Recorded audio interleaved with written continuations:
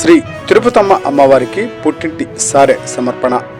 Today TV Telugu news channel NTR జిల్లా staff reporter చేనీర్ Rambabu.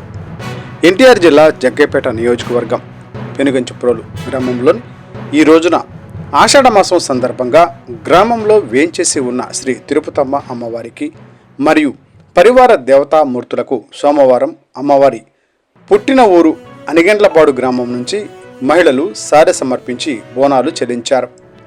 వీరికి ఆలయం వద్ద ఆలయ అధికారులు స్వాగతం పలికి సారెను అమ్మవారికి అందజేశారు. అనంతరం సారె తీసుకువచ్చిన వారికి వేద పండితుల ఆశీర్వచనం అనంతరం ఆలయం వారు అన్నప్రసాదం అందజేశారు.